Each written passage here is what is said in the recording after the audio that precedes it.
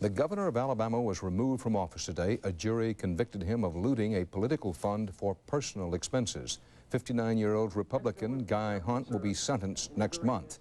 He could get up to 10 years in prison. Alabama's lieutenant governor, a Democrat, was sworn in to succeed him. The bodies of 2 more prisoners were discovered today in the aftermath of the inmate uprising at a prison in southern Ohio. But as Giselle Fernandez reports tonight, this was also a day to give thanks for other lives that were saved.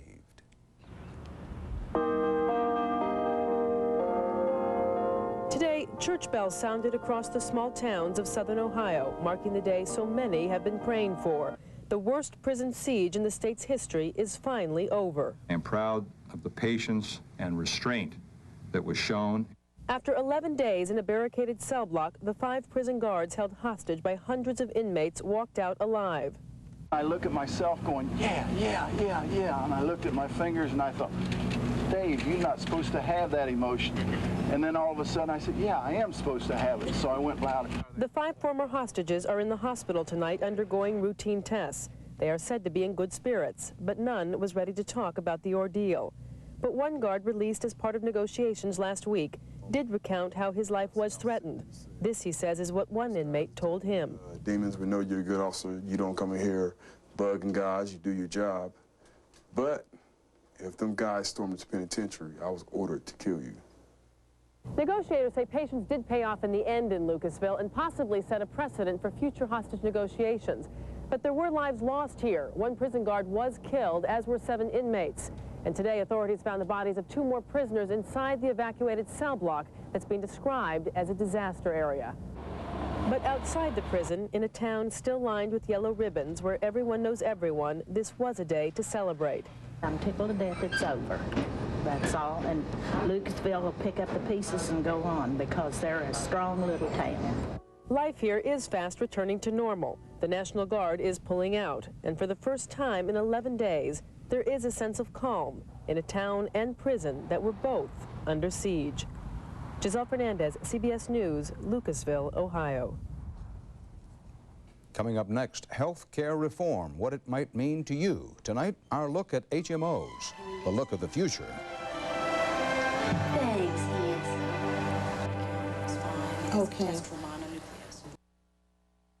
Congress today approved $4 billion in extra unemployment benefits for the long-term jobless. It's the only part of President Clinton's $16 billion jobs bill that survived strong Republican opposition. Well, health care is sure to be the next big battleground for President Clinton. His plan will be announced next month. His main goal, providing basic health care for everyone in America.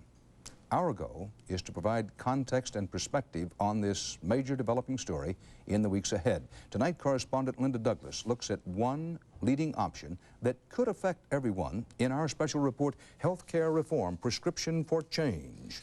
Thanks, handsome. Kevin Campbell may not know it, but he is one of America's health pioneers.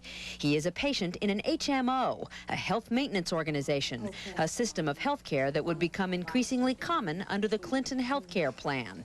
An HMO is a kind of health plan where you can get a comprehensive set of benefits for one price. Comprehensive medical care for a flat fee. That's what you get from Kaiser Permanente, the granddaddy of HMOs. Kaiser doesn't limit hospital or doctor visits, but Kaiser patients must use Kaiser doctors. Patients can stay with one particular doctor, but they might have to wait weeks for a routine appointment. But you're saying if you want to see your particular doctor, you have to wait sometimes 3 months? For a physical, yes. If I call right now, it's probably 3 months before I can get into it. If it's a more routine physical or routine screening exam, like a mammogram or something of that nature, then we don't feel that waiting a few weeks is any kind of terrible inconvenience.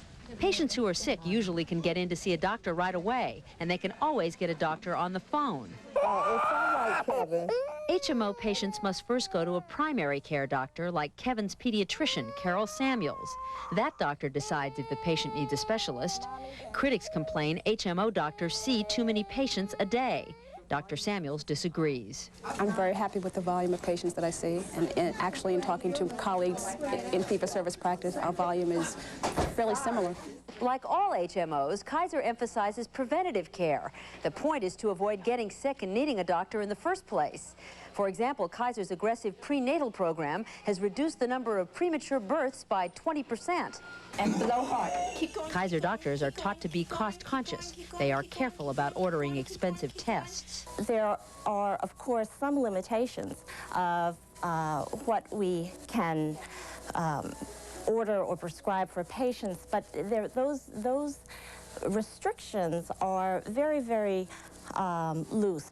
According to one government study, if all medical care was delivered in a system like Kaiser's, the nation's health bill would drop by 10%. The Clinton task force has studied the Kaiser plan very closely. Linda Douglas, CBS News, Washington.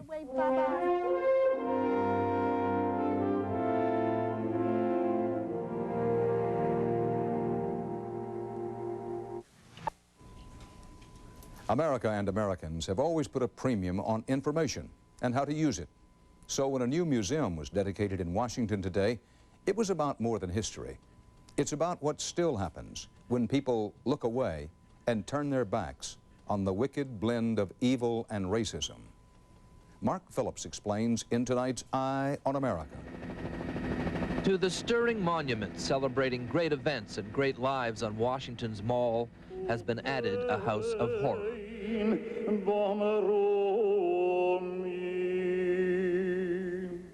A museum built less of bricks and stones and mortar than of hatred and terror and death. 50 years later and thousands of miles away, an American president today dedicated the United States Holocaust Memorial Museum, an American museum about a European tragedy. 50 years later and thousands of miles away, there are still questions. What can be said here that hasn't been said before? Why is this museum here? It is a Jewish tragedy with universal implications and applications. We can try to give a fragment of the experience. We can try to give one tear of the sobbing, but that's all. One tear of the sobbing by following the chronology of madness and the technology of hate. From the rise of Hitler and the Nazis and their so-called racial science, where hair type and nose length and eye color could determine life and death. One tear of the sobbing in the tower of photographs from just one town, happy, prosperous-looking people wiped out by Nazi death squads in 2 days. One tear of the sobbing, where a walk through an old cattle car brings you, like its wretched passengers then, to the gates of Auschwitz and its infamous lie that work will make you free. Where a sculpture tries to convey the terrible final realization of the gas chambers and the chilling, methodical hell of the ovens. Where the victims' possessions were coolly stored while their bodies burned. Toothbrushes, tea strainers, razors, and shoes. And where the voices of the survivors follow you still. How do I describe fear? So my number is 65,360. Hundreds of emaciated bodies, still warm. When will I see my mother? The difficulty with trying to tell a story of such massive evil is how to personalize such a monstrous event. Well, here they found a way. Each visitor is issued an identity card. This is the card of Ruben Segalowitz, who had the misfortune of living in eastern Poland in the late 1930s. A computer updates the card. As the Nazis overrun Poland, Ruben Segalowitz joins the Soviet resistance. And then they put us in boxcars. We ended up in Dachau in 1944. The museum honors the victim and the liberator, William Lowenberg, who was 18 and the only member of his family to survive the camps, and Jack Hildreth, who turned 20 the day his unit rolled into Dachau. They talk about then. Forgive, no. Forget, no. Remember, yes. And they talk about now. And you look at what is happening in the world just today as we speak here, and you wonder, you know, has mankind learned anything? Which is a point they make at the museum. Images from Europe then look a lot like images from Bosnia now. Starvation for political reasons then looks a lot like starvation politics in Africa now. The eternal message of the Holocaust. Intolerance is the beginning of bigotry. Bigotry leads to hatred, hatred to violence, violence to death. There is now a catalog of death on the mall, of evil and its accomplice, indifference, with the implicit lesson, resist, fight back. The way Ruben Segalowitz did. He in the end survived. Ruben Siegel of Queens, New York. Not everybody went to the ovens because some were fighting, and this is very important. Those who survived have given the dead, the silent, a voice, and it is a call to action. In Washington, I'm Mark Phillips for Eye on America. That's part of our world tonight.